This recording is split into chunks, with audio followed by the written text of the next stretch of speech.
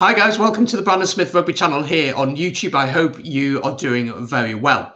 On Saturday, we have a mouth-watering clash as Ulster host Leinster in the Pro 14. Both teams sit top and second in Conference A. This is a massive game in terms of the season. On this video, I was joined by Overlap Rugby. Great channel, do check them out to preview this game and to really give our thoughts ahead of this massive clash. We gave our predictions at the end. As always, get your predictions down in the comments down below. I will be doing a watch along for this game with coverage starting at 7:15 with kickoff at 25 to 8. There'll be a link in the comments, so hit that link to get a reminder for when we go live. As always, if you're new here, do subscribe. It's massively appreciated and keeps you up to date with everything that goes on with the channel. Anyway, that's all from me. You're going to be jumping in as we begin and discuss Ulster and especially the impact that John Cooney could have on this game. Enjoy the video. Attacking element, his tracking lines, his capacity to score tries and make offensive plays, which is just something that Murray used to be great about, but hasn't been in years. So I would definitely think that Cooney is worth his place over Murray. He kicks place kicks is another very useful attribute. Kicks clutch kicks for Ulster all the time. Takes a little bit of that responsibility off Madigan's shoulders, and that's a decent pairing that gets them moving. As you say, they play very exciting rugby. Occasionally it can backfire, like you saw actually against Ospreys the other week, the charge down try on 2 minutes from Madigan, which is not an ideal way for your halfbacks to start you off in a game. They did end up just flexing their muscles and pulling away in the end, but for all of that moment, I think that one moment that reveals some frailty, I think they generally do get their backline moving pretty well. And with Stockdale back available, he was back in last week, and now McCluskey released from Ireland squad.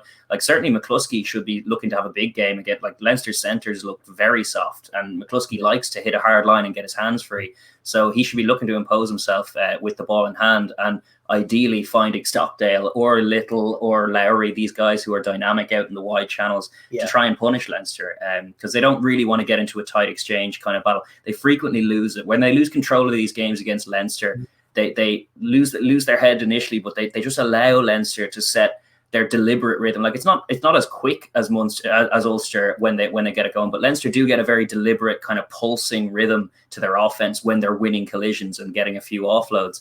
And Ulster find that impossible to deal with when they let that momentum shift in a game. They can let it snowball on them very quickly, and before you know it, they can go down 2 or 3 tries. And that can be it. The key matchup is in the tight five. I mean, last week Glasgow managed to unsettle Leinster with, I think, just singularly the performance of Ollie Kebble at the scrum, just completely took the rhythm away from that Leinster tight five. And for me, the Leinster tight five is a little more vulnerable than it has been. Obviously, you're not going to have Porter, you're not going to have Tyke Furlong, you're not going to have Cian Healy. You're going to have these guys like Bent. Ed Byrne is released from the squad, so he'll probably play or feature in some capacity. They're fine players. They're better than Ulster's on paper. But if somebody like a Marty Moore can step up for them and deliver his best performance of the season and not allow Leinster to bully the game in that tight five area, Ulster could be in a position where they achieve some parity, which de-rhythms Leinster's plan. If they do achieve that parity up front or even close to it, then their backline could succeed more than Leinster's, very conceivably, with Cooney pulling the strings and setting the nice tempo. It is on those guys in the tight to really play their best game possible, because as we said with Ulster, this is their cup final. They're out of Europe already. This is their only chance to win this game and win it well, and even then it might not be enough, but it has to start here. If they fall short here, it's completely season over for them. So you'd have to expect the pack to, at least in the first quarter and first half, be firing themselves into collisions and really trying. I look to guys like Alan O'Connor, who's been brilliant for them this season in the pack. He's not he's not an international caliber player really, but what he is just a hustling machine, and he's been very important to them because they got Sam Carter in at the beginning of the season, and he just did not work out. He wasn't, to be honest, Sam Carter was not a very inspired, not a shrewd acquisition, as you were alluding to. They wanted someone who was going to replace Ian Henderson's heft when Henderson was on Ireland duty. And in Carter, they just did not get that guy. He was a little lazy, frequently giving away soft penalties, not getting body position right. And with O'Connor, you get a guy who does all those things very right and has done so for the whole season. So between him and Treadwell, they're going to have to get through a boatload of work to stop this Leinster juggernaut of a pack.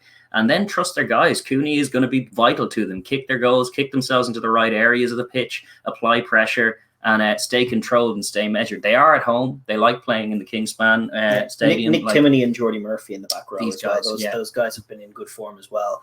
Leinster's back row is a tough matchup for them on paper, but if they can win those battles, there's no reason why they can't go and win the game. I think for me last week, the big thing about Leinster was in that opening 15, 20 minutes, maybe, your dominance up front was so obvious. You're picking and going, you're getting over the gain line, so much more. And I think that's going to be the challenge for Ulster. Can they match you up front, as you said?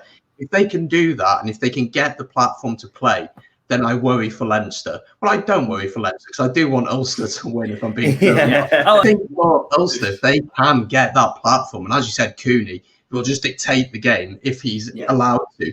But if they lose that battle up front, then I do legitimately worry for Ulster. I do worry that they'll just get bullied and they won't be able to play their game. And as you said, Leinster have this way of dictating the tempo. It may not be fast-flowing rugby, but it's effective. And it means that you win games. You know how to win games at the end of the day. And maybe that is something that could be said of Ulster. Do they really have the know-how of how to win these big matches? Do they have that compared to Leinster? That's going to be the big thing, isn't it? And with no fans in the stadium as well. Yeah, it's a huge factor. I mean, Ulster this season had they've won nearly every game. Yeah, the one game that they lost was against a Gloucester side, which is battling relegation in the Premiership. But they lose it by a score in the last minute because it's a big game, because they needed to win it. Yeah. It's a bit harsh on them, but my word, they have a track record of doing really well in the regular season and folding on the big occasion. Yeah. And that is an intangible that is definitely in Leinster's favour. It is. You know, if it's in any way in the balance, if it's a one-score game either way in the last 10 minutes, you'd back Leinster's bottle much more than you'd back Ulster's. And that's just the truth of it. Ulster have made a habit of doing that, as you say, in recent seasons. Like that was one that annoyed me a lot, because I love watching Ulster play. I love the style of play they do. I really want them to kick on and do really well in European competitions and all this, but they need to get themselves there first. And like that Gloucester team, I've been watching them this season. They are dismal. And that game, they had already won with a bonus point before they blew it in the last 10 minutes and destroyed their European campaign. And it's a crazy thing to watch happen, because it's just compounding errors. They managed to completely dismantle their winning position and situation. And it's a terrible thing to watch if you're a fan of a team that has that kind of mentality in them. And hopefully they can show a bit more calm and a bit more nous in that circumstance if it presents itself this weekend, because it's one of the tougher things for any club to get over is a losing tradition. Like you see a lot of clubs that just end up losing those big games, and history can cycle around and repeat itself. And for Ulster, that's definitely been a tale of the last kind of 5-10 years for them in these big games. Yeah, it's very often gone against them, and they'll be hoping to remedy that for sure. Yeah. What are you going to say then? Predictions time. You going to back Leinster to do it on the night, or are you a little bit nervous about this one? I'm definitely nervous. Yeah, I think the team is going to be telling in some ways. I think what I'm nervous about more than anything is, if Harry Byrne and Frawley are out, you've got Ross Byrne at 10 and a midfield that we don't really know what we're going to do with. Obviously, no Henshaw, no Ringrose. Is it going to be Rory O'Loughlin and the young lad, or are they going to be a little braver and maybe put Hawkshaw, who's the backup 10, at 12 and stick to their guns and go with two distributors so they can get to the wide channels where they do have some decent heads and find tries that way. I think. Like, obviously, if we go for Ryan Baird and Reece Ruddock and Josh, I think Baird is still in the camp.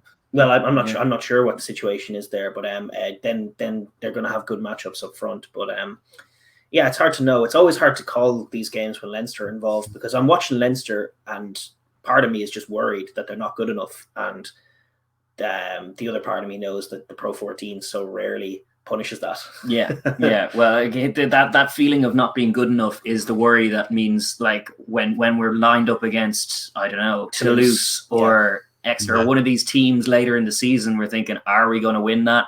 I'm not so sure, but I don't know if Ulster are the team to find them out. I'd like it probably, the league needs a bit of intrigue. If Ulster can win this game, it throws it back into the balance, as opposed to having the last few rounds be totally moot.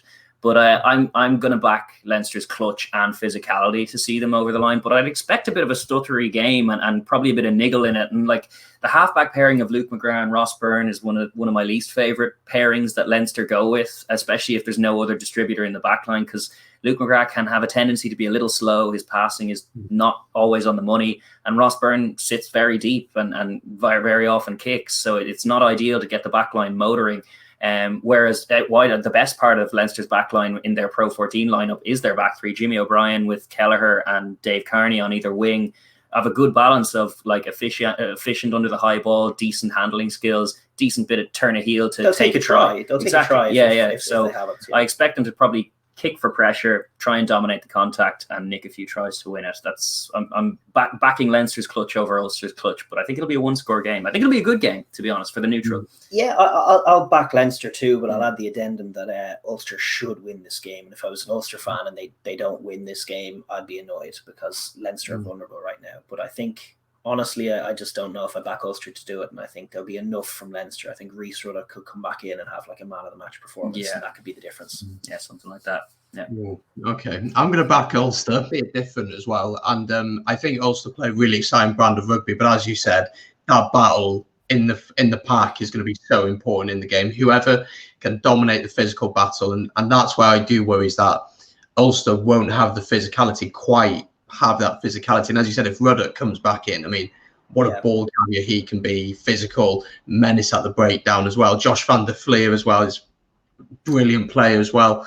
You do wonder for Ulster, can they do it? I mean, I'd love to see them do it. My head says one thing, my heart says something else. Mine frequently does that as well, yeah.